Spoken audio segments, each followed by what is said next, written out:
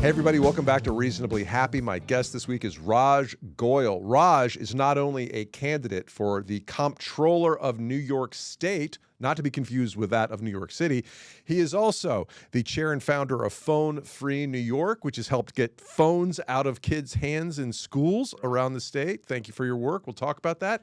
And he is also the former CEO and founder of Bodhala software. What this business software, accounting software? Legal, actually. Legal software. So we were doing cost optimization, finding sort of waste, fraud, and abuse in corporate budgets and the legal spend. And now legal tech is hotter than ever. Are you suggesting that law firms sometimes overbill their clients? Look, what I would suggest is that there is imprecision in the industry. And actually, what's really funny is the billing process is painful for both sides. Sure. If you talk to most lawyers, you get an email from a lawyer. Yeah. How much is that? Is 1/60th of an hour? They bill in 0.1s, 6-minute increments, wow. Allegedly. Yeah. Well, I mean, that's what the timesheets are. Yeah. Sometimes a quarter of an hour. Yeah. And yes, we could go way into the weeds, but we'll spare. If we want to put people to sleep, we can go into the weeds of legal tech billing. But I will say, at the high level, it was a very exciting thing. It was great to start a company. It's, of course, painful as hell to run a company at times, but ultimately it was exciting, and we had a nice exit. And full disclosure, you are a Harvard-educated attorney. That's right. And I failed the LSAT. What does that mean? We have that in common. Well, what does that mean? It means I went to business school. Oh, I see. That's what it means. I see. So that means that's pretty. So you obviously did well in the GRE. The GMAT. The GMAT. I did okay on the GMAT. Yeah. The GMAT. Yeah. Before we dive into a very funny and substantive conversation, first of all, thank you for doing this. Well, thank you for having me. I'm glad our mutual friend, the artist Brendan O'Connell, what a guy, my friend from Atlanta, whose art I proudly display in my home. Me too. Introduced us. But we talk about happiness on this show. So first of all, before we dive into politics, where and when do you find yourself the happiest? With my family, there's no question about that. I am a deep family guy, and probably, I've said this a lot, which is, forget business success, forget even political success. I care very deeply about this campaign. I burn with passion to, improve things for others. Always have. At the same time, the thing I'm probably most proud of in my life is that at ages 79 and 72, respectively, we moved my mom and dad from the Midwest after 40 years in Kansas and moved them to Lower Manhattan. Why would you do that to them? Those your parents. I know. Your loving parents, and you forced them to move to Manhattan. No, the opposite. Their time had kind of they'd done their time in Kansas. They had a mom and pop medical clinic, and it's literally mom and pop. And it was very hard for solo private practice docs. They had come from nothing. They had built an entire family and life, and they were alone there. And so I always recommend people all the time, if they can. Of course, it's so damn expensive. But if you can get an apartment here, it is a wonderful place in your older years for 3 reasons. You don't drive, and taking away the keys is a big, big issue, as anybody knows. Number 2, you walk. And walking is the greatest thing you can do for your health. And third is there's stuff to do. I thought you were going to say dispensaries. Third is weed. Prevalent and excellent weed available for seniors in New York City. Well, that goes without saying. And of course there were illegal shops all over our blocks. And in all seriousness, that was a complete mess. I'm glad that's at least getting somewhat under control. Although the state government really did fail on that, and that's an issue we can talk about. So family is really important to me. So for a 8-year run, we had all 4 grandparents on our block in Lower Manhattan, south of Canal Street, and my 2 young daughters. And nothing made me sort of smile more than when it was a Sunday morning. And one thing I would say, we were like Everybody Loves Raymond, Tribeca style. Where it was like my kids didn't even say hello to my mom or dad or their mother-in-law, because also Monica, my wife, her parents, they moved next door to us now 7 years ago. But it wasn't because they were being rude. It was not notable because we were in and out of each other's apartments so much. My mom and my mother-in-law, now we, very sadly, we can talk about it, lost my dad 3 years ago, my father-in-law 2 years ago. And so, it's part of the cycle of life. But, now it's the 6 of us. Yeah. And, the grandma is just walking to the apartment, and and we walk in and out of theirs, and it's great. That's a good thing. Well, let's start with your parents. Sure. Because you're like the American dream. Oh. Why'd your parents come to America? So my father has really just an incredible story. So every immigrant story is incredible. I mean, well, everybody's story is incredible, but not all of them are incredible. Some are more incredible than others. I mean, you were in sales at Facebook. Well, that was all right. Yeah. But look, I think that my father really, and I've done a lot of oral history of the family. I'm sort of the family self-appointed, I guess, family historian. When after college, I actually didn't even go on Duke. You went to Duke University. I did go to Duke. Let's get that out there. Yeah, let's go Devils. Let's see. I got another good season coming up. One thing I love about Duke is the program always comes to the Garden or Barclays. Nice. So New Yorkers can always see the Devils. But I actually after college I went and did 10 weeks in India doing oral history and was really trying to understand not only our immigrant story but my parents. And found out my dad was really like a village kid. I mean, nobody in his family had gone beyond 4th grade, and so my mother was still very rural, very backwards. This is the 1930s. Can you imagine what was their home like? What was their home like in India? Oh my gosh! I mean, my father, it's not even describable. I mean, really, where he was born is a little village called Narang in Haryana now, and we went there in 1997. And it was really like a bunch of mud huts. Mm-hmm. I mean, I've got the video. I mean, I'm not exaggerating it. Like, we actually had to drive. Back in the day, they could only get there by donkey. And that's where he was born. Then he lived in this little village called Ramamundi, in which, and there was literally, it was like an open-air house. They called it the Machine. And, I mean, he was just, it's just something that's like out of a movie. And then they went to a slightly bigger town, and he was very, very academic. And he just burned with passion. He learned English at an early age, and he was an academic star. And then he got his way. Then he served in a war, in the 1965 war between India and Pakistan. He was on the front lines up in Kashmir as a doctor. He served in the villages. Wow. So he saw a lot of things that a lot of immigrants don't even see. And then he went to one of the top med schools, and my mom was one of the first female docs to come out of India. Really? Yep. And her family, by the way, I was just there in April for a family wedding, and they run a grain trading business that 80 years later is still in the family. And my mother's family still lives in one joint house.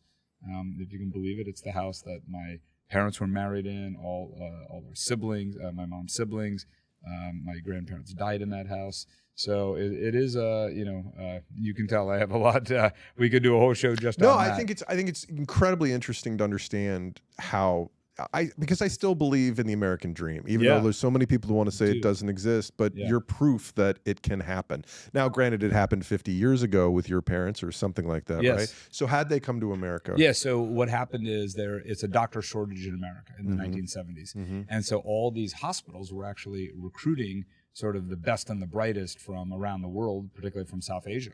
And so my dad and mom tell me the story that they got 4 job offers, and my mom had, what kind of medicine do they practice? My late dad was a cardiologist in critical care, and my mom is a retired OB. Okay. And so it's funny because they say, "How did you get into politics?" And I'd say, "Well, my mom dropped me on my head as a kid." Not very funny. She's an obstetrician, but my trial lawyer friends love that joke. Yeah, sure. There you go. They're seeing dollar signs. So anyway, they came to Rochester. So one does. A great New York show. Very, very. Where should we go in America? Los Angeles, New York City, funny you say Dallas. That. No, Rochester. Funny you mentioned Dallas because my uncle and aunt who were in Rochester actually did 50 years in Dallas. Dallas is like when I grew up, was a bit of a second home to me.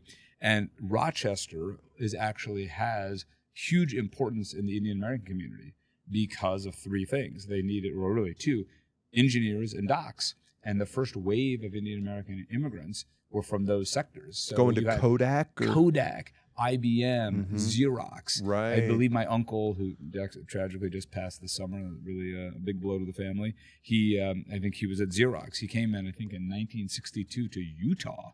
And so what's interesting about the Indian American, South Asian immigrant experience is, yes, we clustered in many, many places. The big cities that you were just joking about, not so much LA, but it was more on the East Coast. Obviously now LA has a huge community, but you will find South Asian Americans all over America, like I grew up in Wichita, Kansas, because my mom and dad, they didn't have any money, but they worked their tails off. Yeah. They did their medical residencies.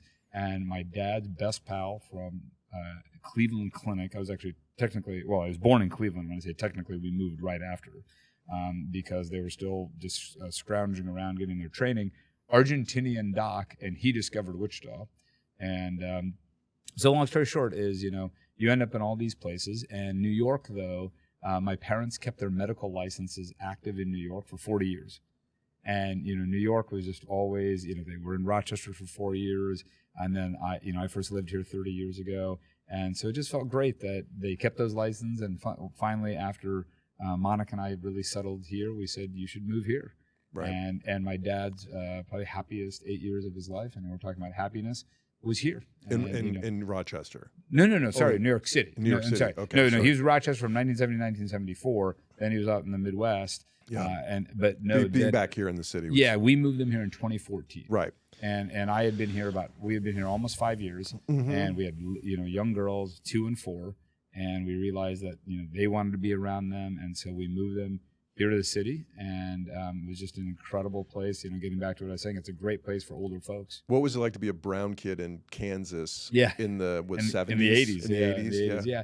Look, it was, in a way you don't know any better. So I, when I was joking when I ran for Congress, NPR did this story, and they said, oh, well, what percentage is Indian? I said 10%. Or I said 10. There were 10 families, and they said, they thought I was saying 10%, and I was like, no, there's like 10 families. I mean, it was not the Guptas, the Chacos, and so on. And so, what's so great, again, getting back to New York, which is when my folks moved here. The reason I say my dad had really his happiest 8 years probably of his life was 9 years was because he saw more family.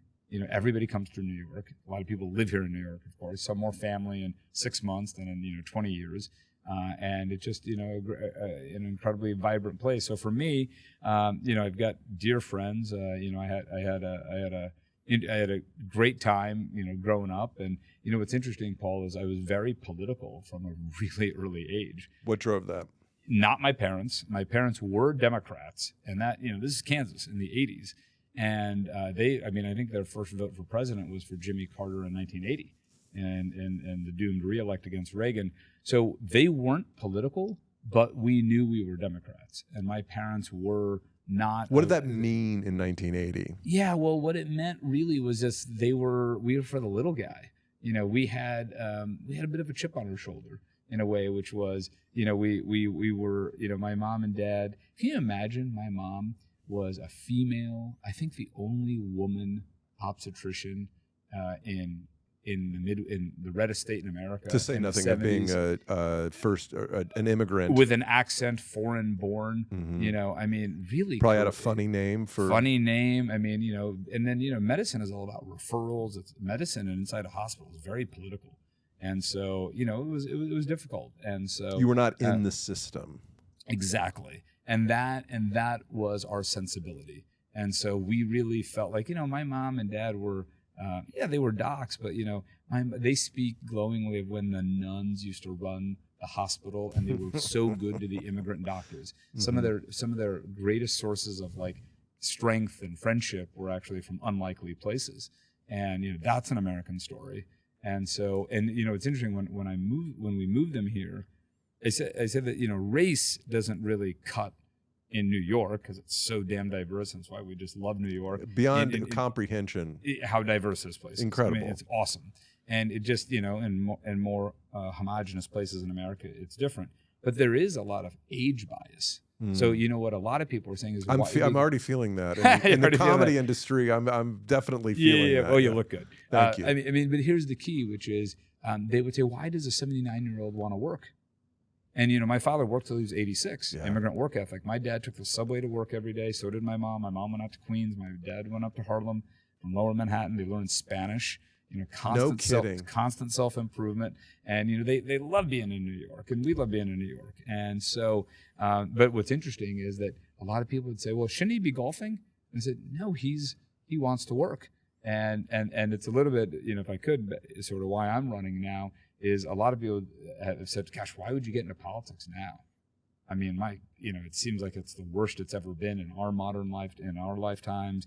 And, I don't need it per se, but I do burn with passion on this because I know that when the political system operates well, it can be very, very powerful for people to live better lives. And I'll give you one example, which is the smoking ban. So the smoking ban. I lived here when that happened. Yes. So everybody thought the sky would fall. Yeah. Everybody thought, are you kidding? You Yeah. got to smoke at a bar. Yeah. Remember there was this whole thing of like, I like that smell, the t-shirt after, I mean, craziness. But things change. Our sensibilities change. I remember having to take my sweater to the dry cleaner every week because, and I had more than one sweater. Yes. But I'm just saying, like, when the smoking ban went through, and I was young and was going to bars a lot back then. Sure. And you were like, well, it's anti-American, it's Yes. anti-freedom. It's anti-freedom. And then you go to, and I never smoked. And so, but I'd come out of a bar and I'd be like, I don't have to get my sweater dry cleaned. It's actually kind of better, Well, and think about the fact that you don't get cancer, from the secondhand smoke, and in addition to the dry cleaning bills. Hey, everybody. I just wanted to take a second to talk about politics and the role of politics in this podcast. When we started the podcast, Crazy Money, it was all about the connection between money and happiness. And it's morphed into something more about happiness in general. And we get into a bit more politics in the last year. But I do think they are related, both in the sense that, as with the case of Raj, here's a person that could be doing anything, working in the business world, working as an attorney, and he chooses to go into politics, presumably because that's where he feels he has the opportunity to contribute the most through the working hours of his day. I think that's highly commendable, and it represents a sort of choice that, he's not going to go try to maximize income in the short run, that he wants to do more with his life. And I wonder, does that actually make him happy? Is that what drives politicians? And I wonder, is there a connection between those two things?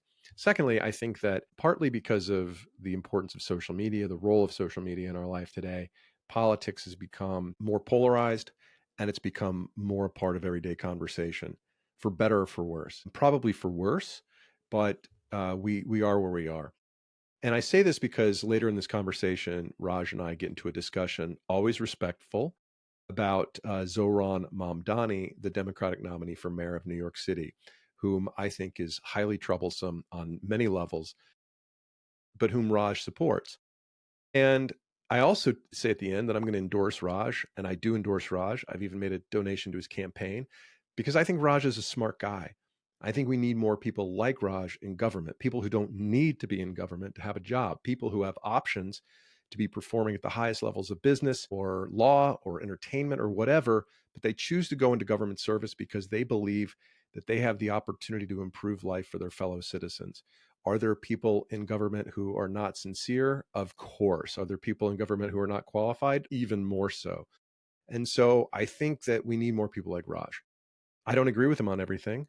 I'm not inclined to vote for Democrats necessarily, nor am I inclined to vote for a lot of Republicans. But I think we have to acknowledge that for good people to get in the game these days, they've got to play the game within their own political parties. Let's say you had the opportunity as a moderate Republican to run for Marjorie Taylor Greene's seat in North Georgia. Good luck doing that without being a part of the Trump coalition. You cannot make it through the primary without being on your party's team. And I'm not going to let that prevent me from voting for somebody who could be an asset for all New Yorkers. And so some of you might think I'm crazy for not sticking to my guns and saying, oh, I'm not going to support him because he supports Zohran. Some of you might think I'm crazy for not supporting Zohran. Both of those opinions are okay. We need to be able to look at the person and say, I think that person's going to do good for the state, for the city, for the country, whatever, and make a bet along those lines. Andrew Yang, you might recall, was a guest on this podcast a few years back. And I came away thinking, I don't agree with him on everything. I don't believe in universal basic excuse me. I don't believe in universal basic income. Although in a few years, AI might change my mind on that topic. But I think Andrew is a very high quality individual who is authentic and real and honest and smart, all the qualities that are going to probably prevent him from ever holding a meaningful public office. But I think he's the kind of person that we could all be proud to have represent us in whatever office he might hold someday. And I feel the same way about Raj. So when you hear this conversation about Zoran later in this interview, I think we do a good job of each making our cases respectfully and agreeing to disagree, and that's okay. Would love your thoughts. Enjoy the rest of this conversation. So, I helped write the law that I did a smoking ban in the state legislature. And, my point of that is that saved 100,000 lives. So when you can get actually government and public sector to move, the scale is unbelievable. I mean, think about universal child care. Think about affordable housing. Think about junk fees and all these things that we can do to clean up corporate abuses. We can do that if we actually marshal the force of government in an effective way. Now, most people, and I would say right now, they have very little faith in that system. And so, somebody like me, I really believe in that we can do better, and that's why I'm running. So what does that mean? What does do better mean? Like tangibly, how are you as let's just back up for a second. Sure. What the hell is a comptroller? Yeah, exactly. What is this is one of those jobs where you're like, most people get to the ballot box, 100%. and once you get past your congressional representative, yes, maybe a state governor, legislator, you're like, I don't know who this judge is. Yes. I don't know what the county commissioner does, and I sure as heck don't know what the state comptroller does. Well, so tell me how my government works. Well, it's funny. When my mom moved here, I remember we were voting, and I think it was right around Hurricane Sandy. Or no, maybe she was after that. But in any case, she said, Raj, I don't understand the ballot. It says pick 3 judges, and there's only 3 names. I said, Mom, welcome to New York, right? So, and they've all been on the bench for 24 years. Oh yeah, and so the comptroller, we call it the most powerful office you've never heard of. So to just back up, the state comptroller, sometimes called the state treasurer. I think in Florida they even call it the CFO. It's the state financial officer. So it's really got 3 main functions. It runs the pension fund, which is $285 billion. That's for all the state employees. That's right. From the DMV people to the people that work at the Bethpage Black Pro Shop. Any state agency and so on, the revenue department, all of that. And it compounds. I mean, we can talk all about investing in $280 billion. $285 billion. That's $28 billion in interest a year at 10%. Oh, yeah. I mean, that's a lot of money. It's a lot of money. And there's only a handful of states that have what's called a sole trusteeship. So in New York, typically, the New York City comptroller, you said that in the intro, that's actually 5 pension funds. And there's interlocking boards. And, it's not a very efficient structure. So the New York State comptroller is actually a very powerful office because it's a sole trusteeship. He's also the state auditor. So hundreds of auditors with a mandate. 2,700 people work for the New York State Comptroller. That's right. What do they do? Well, the third function is really as the state treasurer. So you get your paychecks, you move the money, you have to actually, you're the fiscal custodian of the state. And so they are managing the fiscal order of New York. And right now, that office could be doing, when you asked about what could it do, it could do so much, Paul. Right now, we are in this massive affordability crisis. It is so damn expensive to live here. Obviously, that is an energy that Zoran Mamdani tapped into in the mayoral election, but it's not just here. It's all across the state. And so that office right now, and this is really, remember, I'm in a Democratic primary. Mm-hmm. Democrats in particular want people who will fight, not fold. Right now we're seeing, kind of the country on fire. Democrats, and I know you're not, you're hardly a card-carrying I'm a Democrat. registered independent. Which I'd love to talk about. But Democrats look at this and they say, how did we get here where we let Donald Trump get back into office? He's waging war against New York, and we've got our political system that's kind of folding.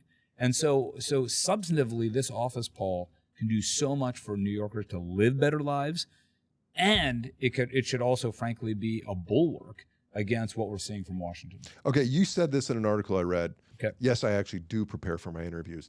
Quote, Democrats right now are at a 40-year low in terms of confidence in our approval rating. Why? I would say it is because of people like Tom DiNapoli who have the office right now.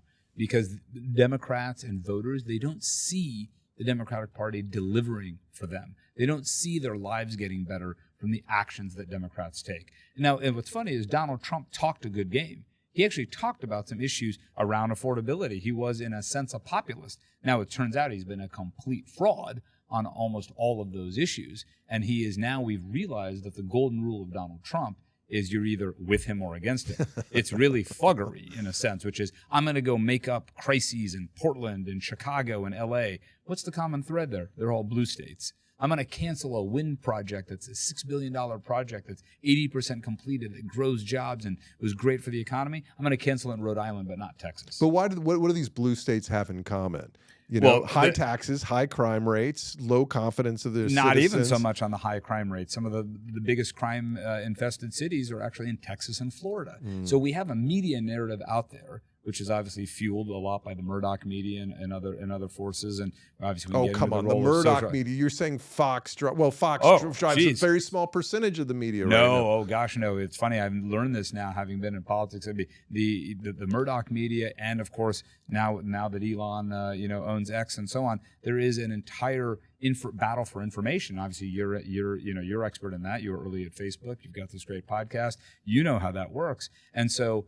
The point is that right now, it is very hard to understand, to get back to your question about why Democrats are at such a low, is that we don't see the reason why people were open to Trump is people, most people, a lot of people who voted for Donald Trump, they don't even like him. Mm-hmm. They know that he's crude and he's savage and that, that he doesn't really represent the best of America in many ways. But they were like, we're going to try something new because things aren't going well for us. And Democrats we would be a lot better off. And the reason I'm running for this is if we leaned right into that. And we said, listen, you know what we should do? We should be unabashed and unapologetic. And we should be angry about the fact that our government doesn't work for people. That we don't stand up and say, you know what? It's goddamn expensive. And we should be doing everything we can to attack that. And if I could, 1 out of 4 kids in New York City is hungry. So one of the best pieces, and I'm sure maybe you read this, is by Errol Lewis, great journalist in New York, very well known. And Errol said, hey, the business and political elite almost created Zoran Mamdani. And what do you mean by that? Which is the elite systems right now, they don't respond to the challenges that most Americans are facing and most New Yorkers are facing. So they look elsewhere. And so, you and I know about the business world. And so we sort of it's a little bit of an island. And so right now the stock market's ripping, but that doesn't really help anybody who's working with their hands. And so that I don't know. My plumber definitely knows how to take advantage of the stock market through me as an orifice, as you will. Oh my gosh, there you go. I don't want to devolve into a conversation about Democrats and Republicans right now. Although we could do that, I'd love to do that sometime over a beer. But so how do you, with your business background, how do you help the average New Yorker as comptroller in a way that Tom DiNapoli refuses to? Besides the fact that you actually know how to use email. Yeah, exactly. I mean, look, Tom DiNapoli doesn't use a computer.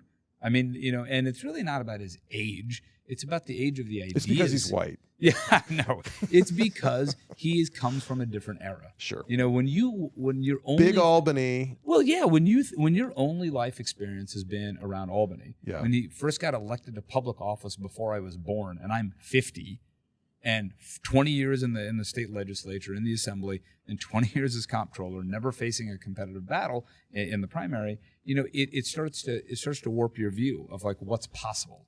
And so that establishment view, so to directly answer your question, we're going to put more money in the pockets of the retirees of New York. Okay, you say that. What does that mean? How do you do it? The pension fund is not performing that well right now. He delivered 5.84%, in fiscal 25. You know how the market's done. He's underperforming the market. So if you do better, pensioners get more money. They get more money. So those are people on the state retirement rolls. Yeah, and that's how many folks. people. Okay, a million folks, people. Right? What about people who aren't on the state pension rolls? The state pension fund, in an investing world, the New York State Common, as it's called, is it's sort of a leading indicator. Mm-hmm. And so the performance of the fund, obviously it allocates about half the fund right now into alternative investments and so on. Mm-hmm. And it should be doing much better even on those alternative investments. You know how Wall Street works. There's a lot of managers and people who are not really earning their keep. Right. So if you're siphoning off in fees, so right now the example I love to cite is that rather than invest in affordable housing,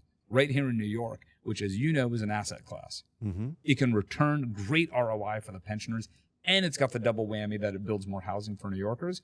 He's investing in really expensive, fee-laden projects in Orlando and Chicago and all over the country. And it's not to say that you just have to invest only in New York, but shouldn't we be leaning into that? And if I could, I love this example, which is click to cancel. So do you know about this issue? So when you can sign up for a software product, you click to sign up. Yes. But to cancel it, you got to call. Yes. Right? Yeah. And it's so goddamn annoying. It's a big pain in the butt. It's a pain in the ass. And so, I lived it when there was a Spectrum Disney dispute, and I couldn't watch the U.S. Open. It was Aaron Rodgers' debut on Monday Night Football. Uh-huh. And I think they... Well, you missed 4 good plays. I missed 4 good plays, and how electric was that? And it's funny, I actually happen to be a Cowboys fan. Whole long story there. So this Cowboys-Jets game last Sunday was... I'm not sure that's going to help you in this election. Well, listen, I think honesty is what's best. I'm glad to see you and I have being forthright. Yes, exactly. Look, and the thing is NFC East, so, Giants, Jets, New York sports is awesome. But, you cannot fudge these things. So, the thing is, when you sign up, you can click. Mm-hmm. So it should be an article. It should be just the rule that if you have click to subscribe, you should have click to cancel. Yeah. This costs Americans like $100 million in extra fees a year because it's a known and friction. Unlimited amount of headache in trying to... And the pain and of wasted it. time. And wasted time. Mm-hmm. And so the private market has failed at that, Paul. Yes. And moreover, Lena Khan, who was the head of FEC, she FTC, excuse me, she wrote a reg against it. But then they sued and the election was lost. This office could solve that. This office could go out and say, in our allocations, and we're going to help organize the other blue state pension funds. We have $300 billion here. What if we put $1 trillion of allocated capital? And we said to the private markets, we're not picking winners and losers here. We're just going to elevate the floor and say we're not going to allocate to anyone whose businesses engage in deceptive practices. And that would be the same as junk fees and scam calls. That's right. These scam calls are so, I'm sure you've... Well, we've all got an anecdote of a neighbor or a friend of a friend, or of an older member. relative who's been Yes. scammed for tens or hundreds of thousands of dollars. Well, one call that, was, we were talking about my dad earlier. My dad actually called me. He was in the last year of his life, and he sounded a little bit defeated. And I said, Dad, you okay? He's like, I think I just got tricked. My dad was, he was an in-command guy. He never got tricked. Mm-hmm. And I could tell he felt a little embarrassed. Now, luckily, nothing happened, but he gave his social to somebody, and then he smelled the rat and he stopped the call. Mm-hmm. But it is a horrible feeling. Yeah. And again, this office... And it's coming for us. Oh, hard. As we get older, we know we're going to be scammed. It's Yes. a question of how do you maintain your faculties. But, Paul, I think with AI, it's not even an age issue anymore. Have you heard about these things where they fake children? Yes. And then they'll call up I'm the in parent. jail, or I'm in jail, or I just was in an accident. Mm-hmm. Wire the money. Yeah. My gosh. It's we have scary. kids. We do anything for our kids, and to be put in that position. Right. 280. Okay, we talked about the state pension fund. Yes. Unclaimed funds. This is something I've just had an experience with. I had a credit Yes. card credit balance. Yes. And the pain I'm going through to try to get what's mine is extraordinary. I've been obsessed with this issue for years. Explain it real quick. So what happens is there are accounts that get basically that are leftover funds. Sometimes you close out a checking account, it might have $50 in it or so on, or you just forget, you move. Mm-hmm. Actually, one of my friends, Cal Penn, is an Oh, yeah. actor. Yeah, yeah. Cal's a great guy. And Cal was telling me artists or actors, they move a lot. And a lot of They people get a mailbox residual money. Yes, exactly. Yeah, yeah, yeah. But they would mail paper checks. Right. Right. And so you'd miss a payment and so on. So it sits there in a government account. So Tom Napoli has $20 billion. On average how much he's given out over the years? $100 million. Mm-hmm. And we know where these people are. So it's a very standard paperwork issue. It is a classic example of bloated friction that isn't necessary. And look, I'll tell you, I ran a business that was obviously cutting away that friction. I have a big philosophy in life, which is complexity is the enemy of the people. Mm. One of the most incredible things about the New Deal was that it was simple to understand. Even Ronald Reagan, be bipartisan here, had many ideas that were just simple and across the board. And so policies that are universal and basic are the ones that government should be adopting. When they get very complicated, it's hard for folks. It's hard for government to explain it. That's true in the private sector as well. If you look at the way businesses run, you go to those marketing meetings and so on, they'll say, let's keep this simple. So unclaimed property, we should just be giving that money back. And in fact, we should be using technology. I know how to build it. We will do it, and we will just give that money away. And Tom Napoli's been there for 17 years. Only in the last year did he get some legislation passed to, quote, speed it up. He's still trickling it out. Yeah. It inspired me to go to the state of Georgia unclaimed property website, and I found like $39 worth of property I had. And then they said, okay, now get this form notarized. I'm like, that costs $35. That costs $35. What am I going to do? Like, you can have it. By the way, I found a place for $3 for a notary in Chinatown. Yes. Yes, exactly. And, I live not far from there. You got to pay cash, but it's... You do got to pay cash, exactly. And that's actually, I think I Venmo'd. Oh, there you go. Right. There you go. When you look at all these government services in which, in my company, I said I never wanted to write a paper check.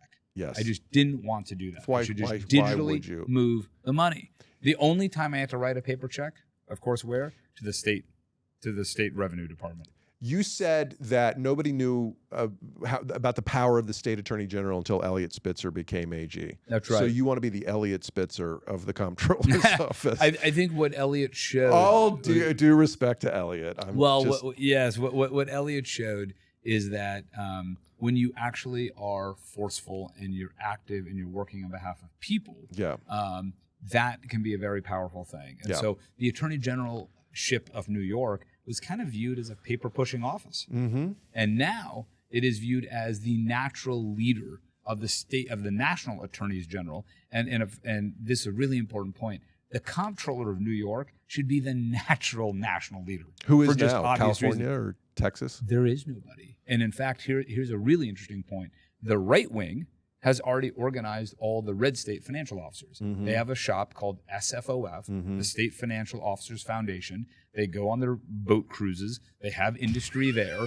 You should. My friend Lauren Windsor in the Rolling Stone has done some great muckraking articles on this. They're on the boat. They're eating the caviar. The lobbyists are there. I mean, it is out of a movie. And what do, Paul? They crap all over New York CEOs for being allegedly too woke and all this nonsense. Mm-hmm. And there is nothing on our side. And I'll just say this. I am a natural organizer. I started a company. I started nonprofit organizations. I just started Phone Free New York. I will be the person that we need to have nationally to organize these pension funds in a thoughtful, values-driven way, because it needs to be done. Tell me about Phone Free New York. How did that come about? Well, so I was a technology CEO, of course, and I was early. In fact, I remember I was doing some interviews like in 2018, and the platforms, we didn't even use the term platforms then, and of course you were very early on the platform, were fighting sex trafficking regulations. And I was like my company was small, but I was a rare guy who'd go on the record and say, are you kidding me? Of course they should be held responsible for that. Now, of course, the world has changed. Our entire understanding of social media, John Haidt's book on the anxious generation, we have these chatbots now. And so I got involved in some legislation called the SAFE Act here. Yeah. New York is the leading state in the country on stopping addictive algorithms. And now we have the cell phone ban. So I got involved and I have 2 teenage daughters. I love technology. I love innovation, but I'm a dad first. I have 1 daughter to public school, 1 daughter to private school. They're both teenagers. And I just saw cell phones. I mean, I'm addicted to my phone, but at least I don't know how well our cerebral cortexes are functioning, but ours are fully formed. Correct. In fact, they're probably decaying. But for our daughters, they're still forming. And so, when you went into the schools, you'd see everyone clustered around their phones. They're looking at it, instead of doing all, of course, there's always going to be bullying and kid stuff. But, right now, I'll give you one story. I have a best pal. He was an incredible musician. When he came to our school in 9th grade, we were playing basketball. He went the wrong way. He attempted a shot on the wrong basket. We, of course, you couldn't help but laugh. Imagine if that had been videotaped. Imagine. I've seen that one on Instagram. Yeah, my buddy Matt. Well, no, some kid running the wrong way on the football field or on a basketball court. That's right, and everybody laughing, and it's permanent. And how would luckily that happened on a Thursday. By Monday, we had forgotten about it. Right? And only as best pals, we sort of still joke about it. And it's all whatever. Right. But that's the problem with these phones. So Phone Free New York, we started in January, and we worked very hard to advocate for the cell phone ban. I worked very closely with the governor, with the teachers union. They did an amazing work, and I'll say Was this bipartisan, by the way? Very bipartisan. It is one of the real, true remaining bipartisan issues in America. It is a 70-30 issue. It's not 90-10, but it's a 70-30 issue. It's rural, urban, suburban. I've done talks all over New York State, Long Island, upstate, and people love it. And, we were prepared, Paul, for a lot of negative media stories. We thought there'd be a story of, hey, somebody couldn't find their phone or a parent couldn't get in touch. I mean, right now we've only gotten really good press of people saying, hey, look, this is great. I mean, I was actually at my daughter, the public school daughter's school for what we call open day. 3 of 7 teachers on their own when we were in their classroom said, there's laughter in the hallway. Yeah. It's louder than it's ever been, right? Because these things are like dampeners. The dopamine hit actually like quiets you, and so we're really proud of that work. All right, we'll go get a little bit political, then I'll Sure. let you go. But okay, so you bring up a great issue. I think phone free for our kids is something we can all get behind. Yeah. But then things get, in this regulation of business gets a little political, especially when around things like AI. On the one hand, you got to stay competitive with China. On the other hand, these things can kill us. The Democratic tendency is to say more regulation is better. How do you think about the balance between regulation and a positive, open business environment? Yeah, I'll say on the first point, just because you mentioned AI, I think the political system, regardless of party, has been completely asleep at the switch. Mm-hmm. I mean, look at these job numbers. Job growth is so unemployment staying steady because we're getting more productivity gains, but people aren't. I don't know if you've talked to 20-year-olds, fresh out of college. I don't talk to those kids. Exactly. Only when you're doing your stand-up. That's right. The job market's brutal. Yeah. I mean, New York City had terrible job numbers this year. I can't believe that's not getting more attention. So I think the political class is actually just scared of what AI is going to do. We realize that it could devastate the law, finance, media, publishing. We do need leaders who understand AI. But what do you do? You try to shut it down, because that's a short-term, myopic. There is no shutting down of that. No, and I'd say I don't think the divide is really between regulator, non-regulator. Mm-hmm. The divide, in my view, is between efficiency and inefficiency. What does that mean? And this is what it means, which is when I've been doing this political stuff for a long time. And there's people who are really hardcore dug in, and they say the government can't do a damn thing. Anything it touches is just corroded. And then I said, have you ever tried to sell software into Verizon? Have you seen some of these bloated private companies? Do you know the whole thesis of private equity is to wring efficiencies out of very inefficient large organisms? Like, that's the whole theory of a massive industry. And then on the flip side, you have people say everything the private sector touches is just wrong. It must be like ignoble, and it must be misguided. And I would say no. We have to own the fact that would you rather is the user experience better on Google or on 311?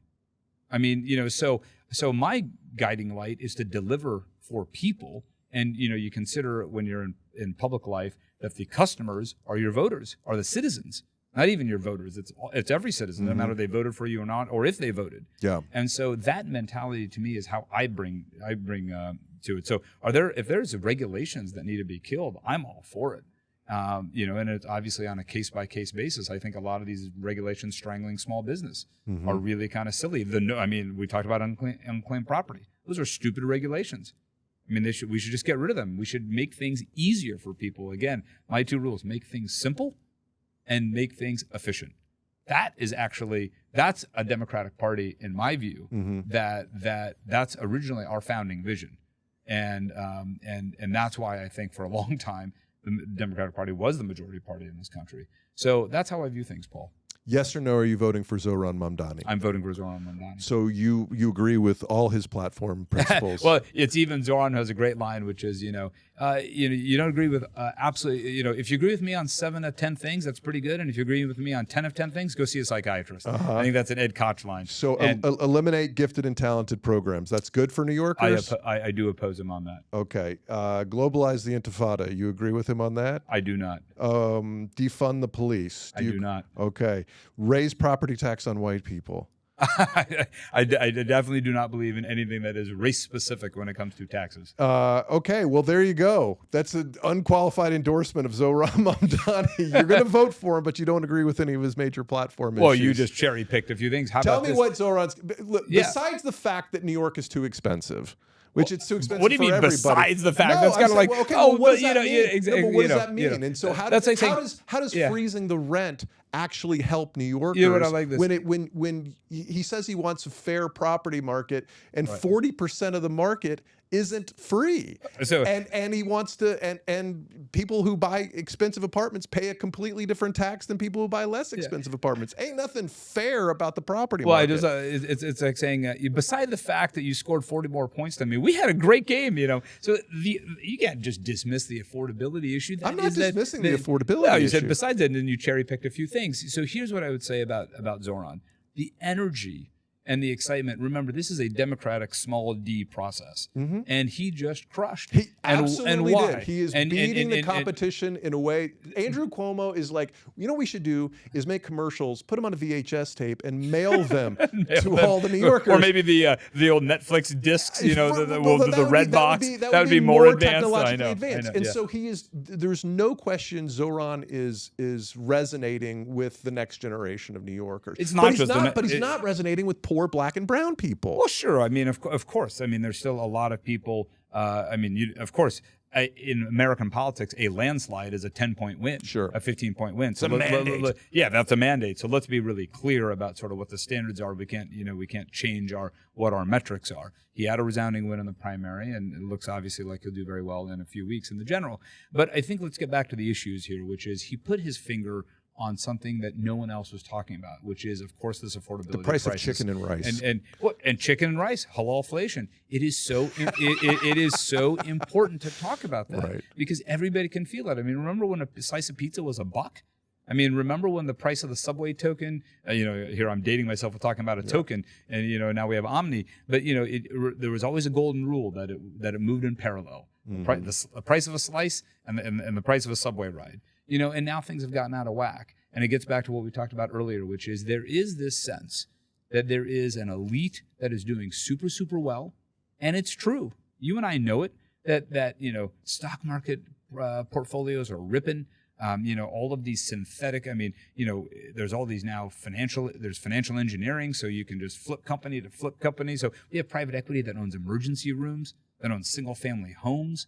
I mean, these things aren't what's good or what's best for America in our private markets.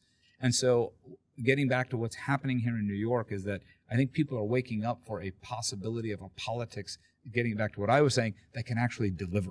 People want hope, Paul. And I think that's the thesis of your podcast, right? Which is people like to be excited. They like aspiration. And that's one of the reasons I've always been sort of a happy warrior mindset when I come to this political thing. Because a lot of people say, why would you get into this? It's because I really do believe in it. And I do believe that collectively we can do great things together. And I think there's an energy there that Zohran tapped into in addition to these policies, which is, take universal childcare. Huge priority of mine. I co-chair something called the Five Borough Institute, which is a leading think tank in New York. We work extensively on childcare. That right there, the comptroller could do a groundbreaking audit. Do you know how much money in GDP we lose because we don't have universal child care? No idea. It is in the billions because if you look at it over many years, because we don't have it is so hard to get child care. I mean, I had a kid here, and I've had we have two kids. Obviously, we had one born here. People can't get to work. They can't take time off of work because we don't have a system to actually take care of their kids. And we don't have grandparents in the home like you do. Well, and look, we had to, and my parents were working actually and so they actually weren't even so much caretakers, but we had to move mountains, and we were lucky that they were able to afford apartments, on our block, and that we could all live together. But that was, that's not normal, and so we need these questions, Paul. Childcare, junk fees, free transit, and so. Free transit. You can't believe that's going to work. Well, here's the funny part. Do you know who first proposed is Mike Bloomberg who actually said that public transit should be free and we should tax cars more. I'm not suggesting that's our solution right now, but look at congestion They pricing. do tax cars. They tax the shit out of cars. I own a car in New York City. Yes. And I can't drive 3 blocks without paying $6 every time I turn a corner. Look, congestion pricing, they said the sky would fall. It didn't, and it's working. And so on transit, the issue is actually, if you looked at those pilot programs, the buses actually did perform well. And the bus is how a lot of people get around the city. And we're going to have homeless people sleeping on the buses and drug addicts sleeping on the, well, we already have that. No, look. Free public transport. Okay, I'm sorry, finish your thought. Yeah, I'm cutting you off. No. It's not about free public transit. We obviously need a public transit system that people pay for, and we need to crack down on fare evasion, and we need a system that is fair and equitable. But transit and making sure that we invest in transit and that we do it efficiently is a really important issue. So I think it's less about the details around exactly how the buses work and so on, and it's more around the fact that we're bringing attention to the fact that transit must be invested in and that we must have we should have the strongest public transit system that we are able to have. We should never settle for less. Totally. And that does have an impact on the economy. And my daughter takes the bus to school every day, and the subway should run on time so we can get to our appointments, which you've got another one, and I want to make sure you can get to it. Well, you're very kind. I appreciate your time. This has been a really fun conversation. We don't agree on everything. I'm going to vote for you for comptroller, though. That means a lot to me, Paul. I really appreciate it. Because you're smart and you care about New York. Whether we agree on everything isn't the most important thing. Tell our listeners where they can find out more about you. You can go to rajgoyle.com. RAJGOYLE.com. You got it. Link in the show notes. Yes, and we'd love to have you. We'd love to have as many people sign up, support, and I think we're building a movement here for an office that people haven't even heard about, and it's really exciting. And look, there's so many things in American politics that nobody thought was possible, and you just got to go out there and make it possible. Raj Goyle, he's going to make comptroller sexy again. Thanks, man. Love that. Thanks, Paul.